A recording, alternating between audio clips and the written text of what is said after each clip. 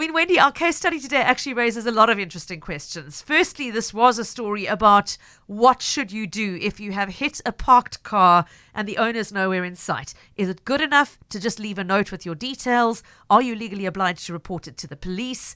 And there's quite a case study that this set in motion. Sure. And then we turned into quite a lot of digging into parking regulations and where one can actually legally park. And the long and short of it is we all realised that we've forgotten a bit of what we learned in our learner's license prep about parking rules.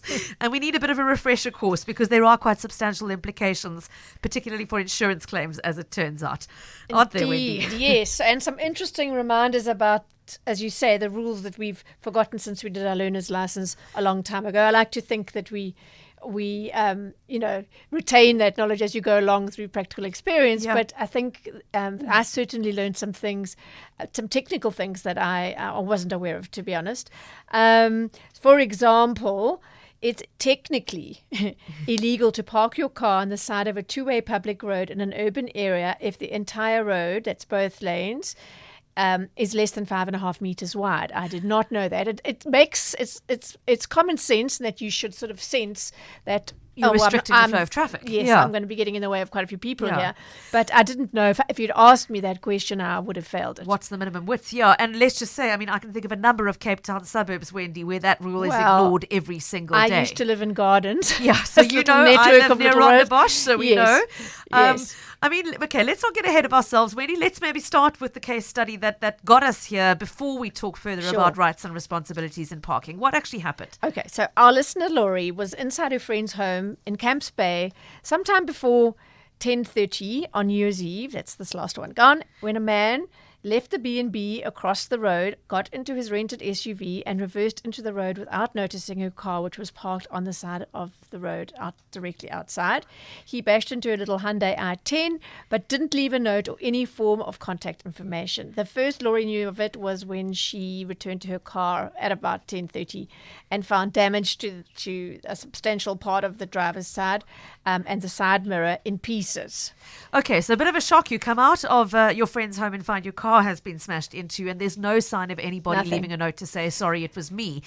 Given that there wasn't a note, Wendy, how do we actually know what happened? How do we know all of that? Well, this is the delicious part. So Laurie went into sleuth mode to try and piece together what had happened and who had done it. And unhappily for the driver and the company he had hired the car from, there was a CCTV camera mounted on the wall of that very B&B pointing at the driveway as well as the road that it leads into. And the owner was very happy to provide that footage to Laurie. So it shows very clearly a man walking to his car, which was parked in the B&B's driveway outside of one of the 3 garages. Okay. He was looking intently at his phone. He didn't look up at all. He got into the car along with a friend who got into the passenger seat in front.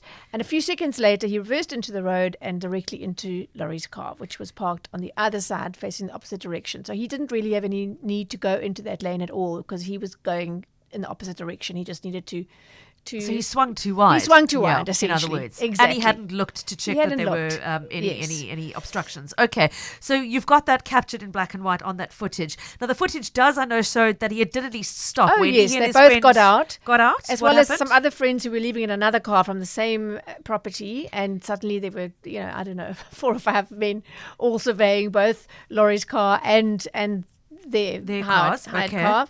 And then got back in the car and drove off. Without leaving any note. Any note. Well, Laurie certainly didn't find a note, and it's very clear in the video that they didn't do it. They didn't leave it. They didn't do that, no. But because we had this footage, and of course it also captured the vehicle's info, Laurie was able to then track them down. So she tracked him down and she confronted the driver. What did he say to her, Wendy? Okay, so he's a Paris-based businessman, and in his defense, he told Laurie that she'd been badly parked. I forget the actual words, but it was quite, disgustingly parked or something quite strong. Abrasive, strong language, yes.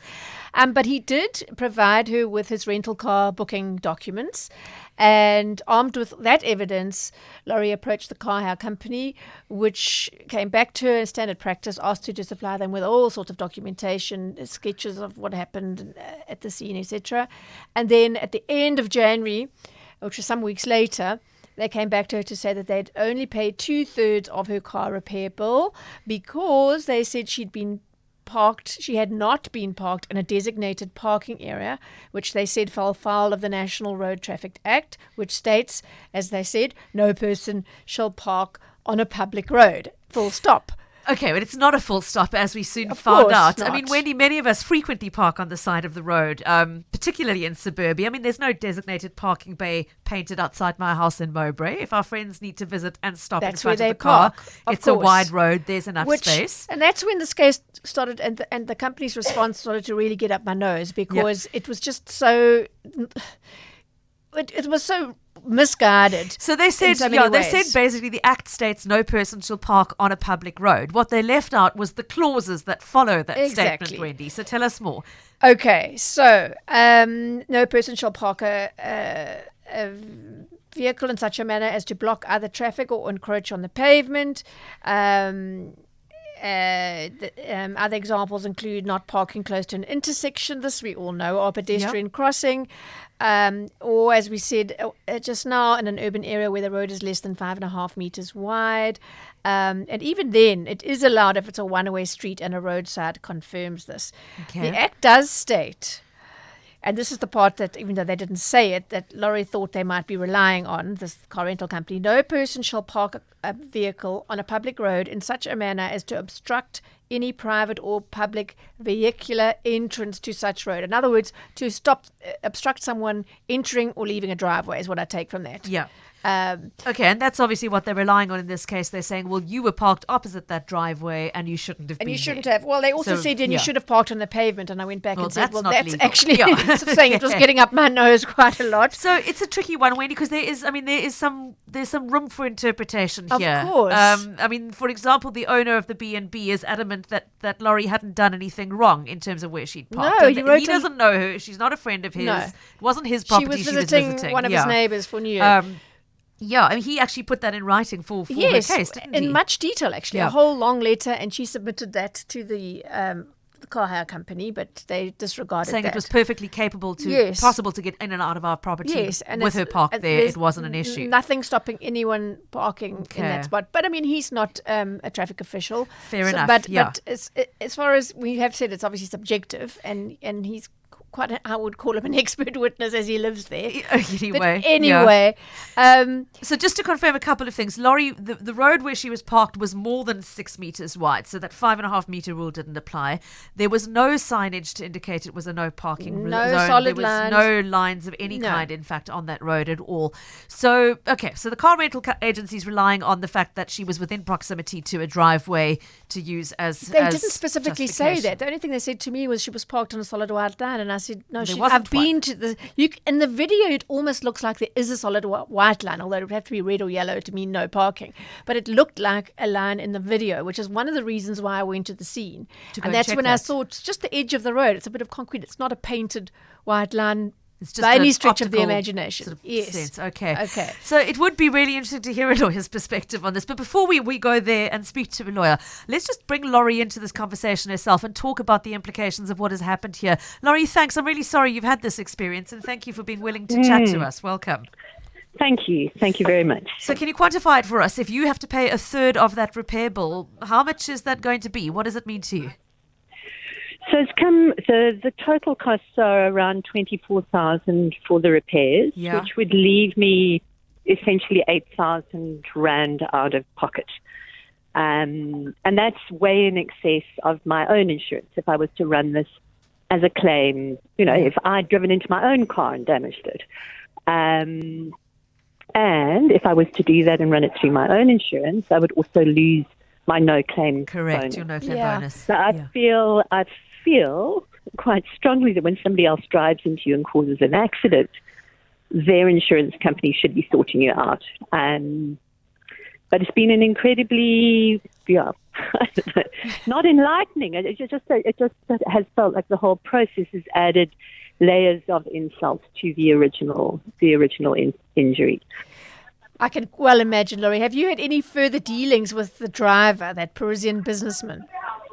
No, because I feel like it's the responsibility of the car rental company to follow through and to honour the claim.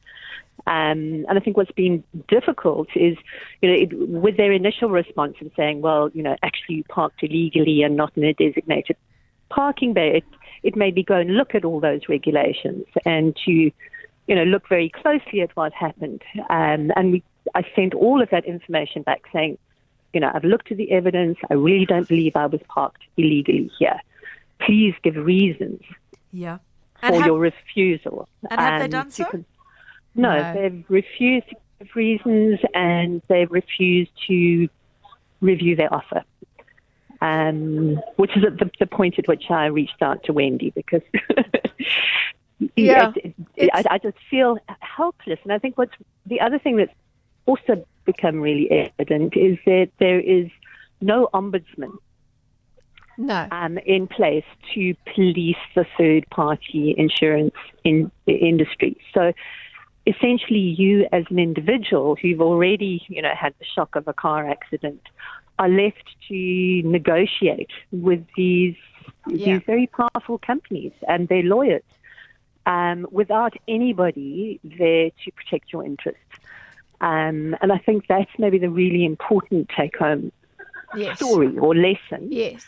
And the big advocacy ask, because why don't we have something like an ombudsman who could investigate and hold these companies to account? So I need to clarify a little bit here. I deal with many third-party insurance claims, and this ran exactly like one. But the technical difference is that the car rental industry doesn't insure their cars. It's too great a risk. Or the premiums would be far too high. So what they all do is self-insure, but they pass the risk onto the renter. The renter. So most people will be familiar with the term waiver. We call it insurance, colloquially, but it's actually a waiver, which means a standard waiver limits your liability to quite a big sum, 25 to 30,000 rand, which is why I always tell people go for the super waiver, which then limits you to 3 to 5,000 rand, much less. And it costs you more, obviously, as a waiver. Yeah. But there are many, many conditions where you are left to pay the entire bill, either loss of the car or damage to the car. And there's so many things like driving on a dirt road, breaking the law in some way, being drunk, speeding, anything like that. And they will. So actually, in this case, was quite intriguing because, and we're going to get to the lawyer soon, was he breaking the law and not reporting what he'd done to the police or leaving a note for Laurie? We're going to hear that now.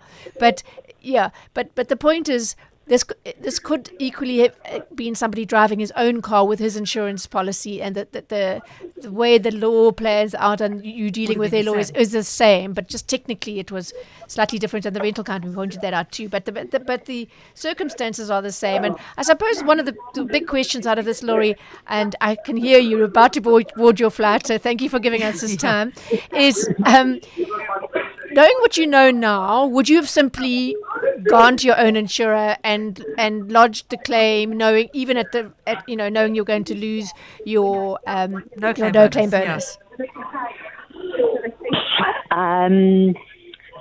A tricky question. I mean, it would be very nice to say that's the way to move forward. It would certainly be easier and less stressful. It might be quicker and faster. But it offends your sense of justice. I get this. Yeah, it offends my sense of justice. I mean, my other choice is to take it through a small claims court process.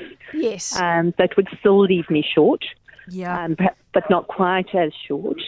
But it worries me that if this is the standard practice of companies like this and potentially other insurance companies, then we really have a systemic problem that needs to be investigated more deeply.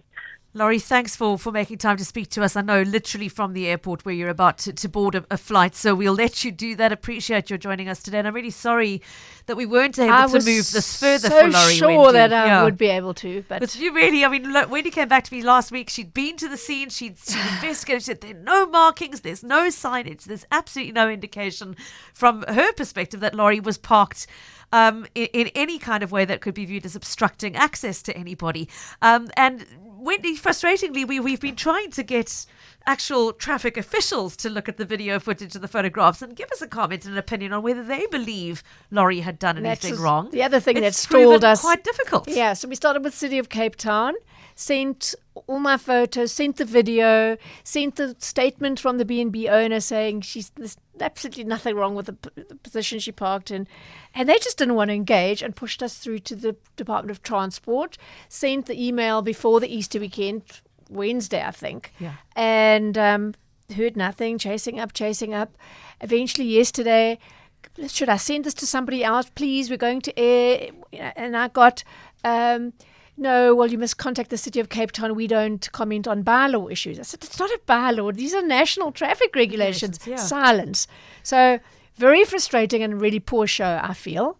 Yeah. Because, yes, I've come to the conclusion that, whether she was, you could argue that it's a subjective matter in terms of was it obstructing or not, but to not venture a comment or opinion at all as the regulators, as our authorities, I felt was not appropriate. Yeah, I mean, if a traffic officer can't look at the photograph and tell you, yes, that's okay, or no, that's not okay, who could? Yeah, I mean, I got into my car and drove there and spent time and energy. Yes, I don't expect an official to perhaps use resources to go that far, but the imaging and the videos, it's very self-explanatory. A few people asking, why are we not naming the car rental company? Well, because it's an ongoing issue, and they've also come with the heavy hitters, haven't they, Wendy? Well, yes. Us, we don't normally shy away from this thing, these naming, but I had much to and fro correspondence with the company. They stuck to their guns even after I'd done my inspection in loco, as they say in legal circles, and they basically stuck to the thing saying that she was in the wrong. She should accept some accountability. Her claim should not, in fact, have been entertained at all, but our officers elected to try and accommodate her in this instance, and it is on this basis that the claim was apportioned. And we will come at you legally should you defame it. They're basically threatening and defamation. Laurie in particular, we should say, asked us not to as well. So those this is things the other together, thing, is that right now she's got 2/3 of the claim at least covered. And the risk is if you push too hard, Wendy, they say, we won't entertain the claim at all. Exactly. So I thought it was worth airing the issue, and, even though we don't name them, which is what we really did want to do. Yeah. So that's the explanation, Barry. Thank you for asking. Okay, so you could hear how frustrated Laurie was and how offended her sense of justice was, and I felt the same way. But Wendy, what really irked me about this case, besides the behavior of the car rental company, was the behavior of that driver who hit her and then left without leaving a note. And we both saw that video, and I think once you see it, it really rankles. Okay, so this is one where we can get, I think, a fairly clear legal opinion. There's nothing subjective about this one. I mean, morally, I think it's obviously questionable behavior, but was he within his legal rights to just drive away without leaving any notification whatsoever that he was the one who had hit the car? With us on the line is Kirsty Haslam of DSC Attorneys, and it's always a pleasure to have you on the show, Kirsty. Thanks for weighing in on this one. Welcome. Thanks for having me back, Pippa. Sure. So the man in question reverses into the car, parked on the side of the road. I think you've seen the video. He got out. He's obviously aware of the fact that he's done some damage because he's seen on video getting out and looking at the damage. And then he gets back in the car and drives away without leaving a note.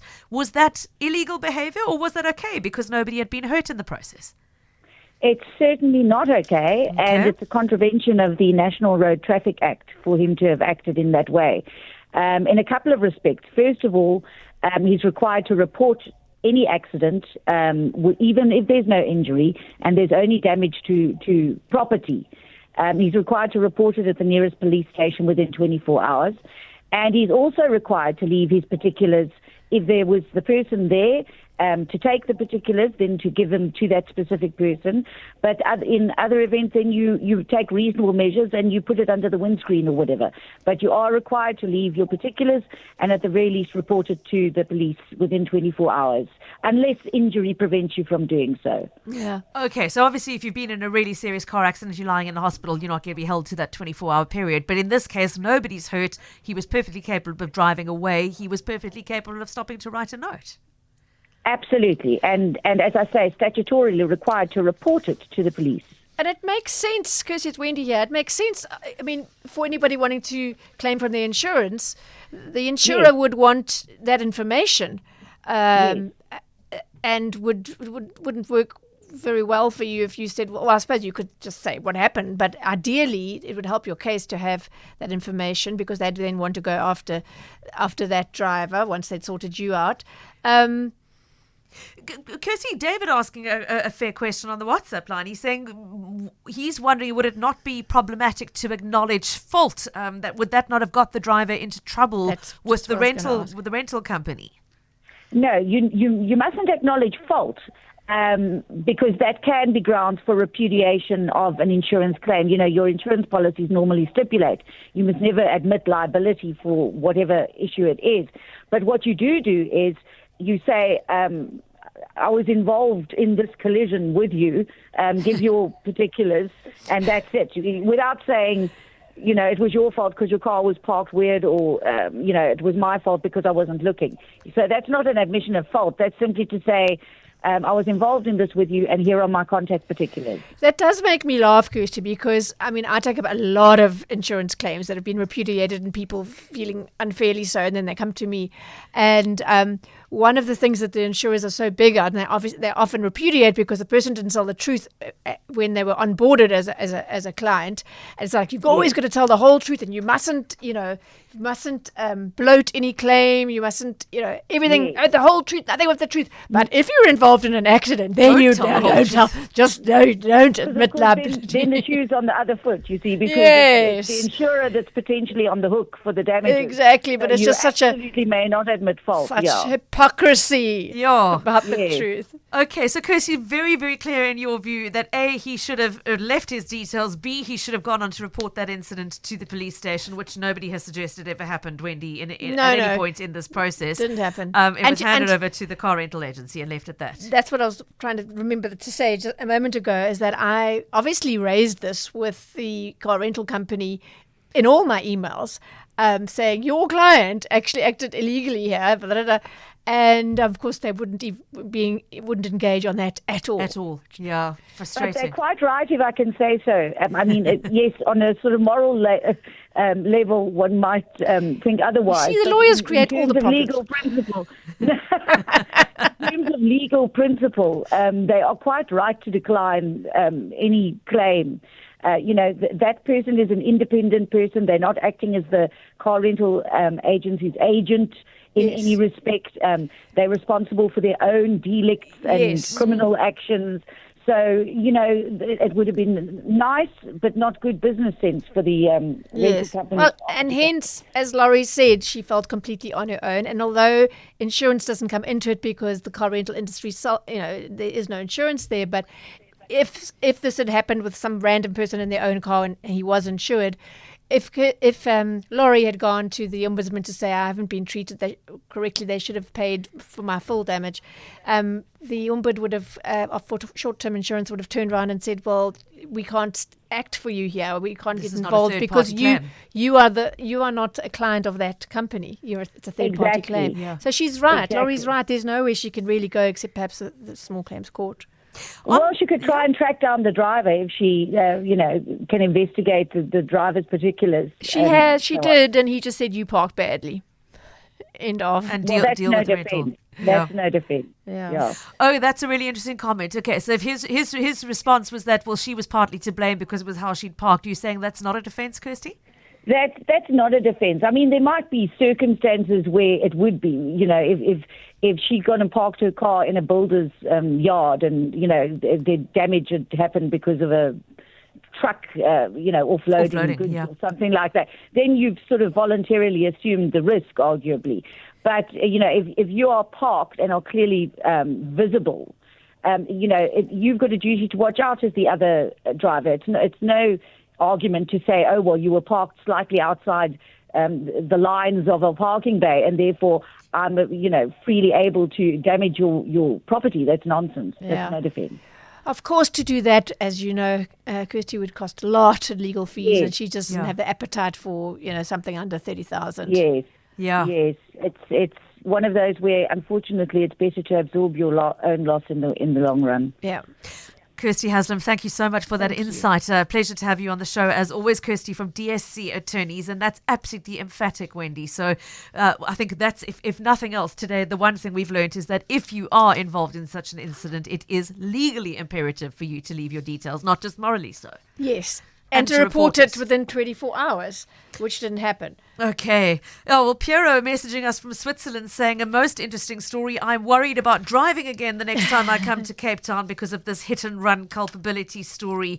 Piero really wanting to know the name of the company. No, and, I'm sorry. Yeah, we really would love to share it with you, Piero, but we are acting on the cautious side with Laurie's best interests at heart, as well as the threat of legal action, should they be named. I think primarily the key focus is that we want Laurie to at least get something from the settlement, which she currently has on the table. And even though the owner of the B&B says it's not obstruction, technically it is a subjective thing that could, if they wanted to drag it out, get throw a lot of legal money at, and we just don't have appetite for that drama, quite frankly. Okay, so no joy for Laurie beyond the 2/3 settlement, which is at least something. But Wendy, you also spoke to one more expert guest to get a view here. Somebody who's always willing and able to offer comment within the realm of what the Automobile Association does and stands for, and that's its spokesman, Leighton Beard. I ran the whole thing past you, Leighton. What do you make of the situation, having looked at all the evidence, if I can put it that way, as much as I could gather? Does it strike you that Laurie was parking illegally under the circumstances? No, absolutely not. I mean, I think if there are obviously certain bylaws, Wendy. You can't park in front of somebody's garage. You can't park in front of a bus stop. You can't impede other traffic. And you certainly can't park on the pavement and impede people's rights to walk safely and clearly. And for us, from a safety point of view, that would be absolutely critical. And I think very clearly, if there are no road markings that prevent you from parking where she parked, and there's no signage up preventing you from parking where you parked, and if you've been parking there for a number of months or years even, and there's been no issue with it, then certainly, based on what you told me, Wendy, there was nothing illegal or untoward about the fact that she had parked there. When this person came out of the other parking area and crashed into her, he clearly wasn't paying attention to what he was doing, and he was, in my view, based on what you've told me, he was obviously in the wrong. Being from Gauteng, I can attest to the fact that Cape Town drivers are excellent. Good one. I can invite down there again at some point. But no, I mean, on a serious note, I mean, from what you've told me, Wendy, she had parked there before. There was no markings on the road. She wasn't parked on a pavement. There wasn't a sign up that said you can't park here. So she was absolutely 100% in the right. Leighton Beard, thank you so much. We really appreciate your insight this afternoon, speaking there on behalf as the spokesperson of the Automobile Association. So, Wendy, to put this one to rest, I mean, a lot of people on our WhatsApp line just feeling for Laurie and feeling similarly aggrieved for the bad behaviour of the individuals involved and here, the company. and for the tone that the company has taken. Because they could. As well. So, for me, the takeout is, well, obviously we've both admitted that most of us could do with brushing up on road rules.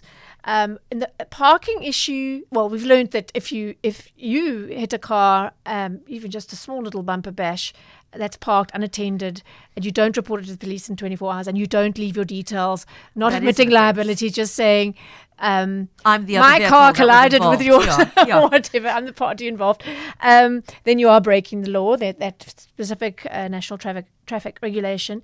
The other thing is that while you might not get ticketed for parking on the side of a road that's less than 5.5 meters wide, and there's, regardless of whether they're markings or not, and signage, while you may never get a ticket, the car rental case is a scenario, we've seen how that's paid out, but the more likely one is that somebody else hits your car, somebody who's insured. You either don't have insurance, or you think, why the hell should I have to claim on mine, pay the excess, lose my no-claim bonus, and so you go through their insurer. They usually, if it's both cars are in motion, even if you weren't at fault, even if their driver jumped a red light, they will say you are 40% to blame for example, there's always an apportionment of blame, and they call it failing to keep a proper lookout. They have a bit more of a battle when the car is parked, and then they will start looking for things. And believe me, the insurer will say the road was less than 5.5 meters wide. Can I direct your attention to road traffic regulation? And therefore, we are not Only tackling this in partly full, and we're only tackling this, partly. And so, for that reason alone, if you can avoid doing it, do it. Otherwise, just hope for the best. But I think knowledge is power. At least we know what we're dealing with. And it puts us, we do things knowingly and knowing what the risks are. Lunch with Pippa Hudson on CapeTalk.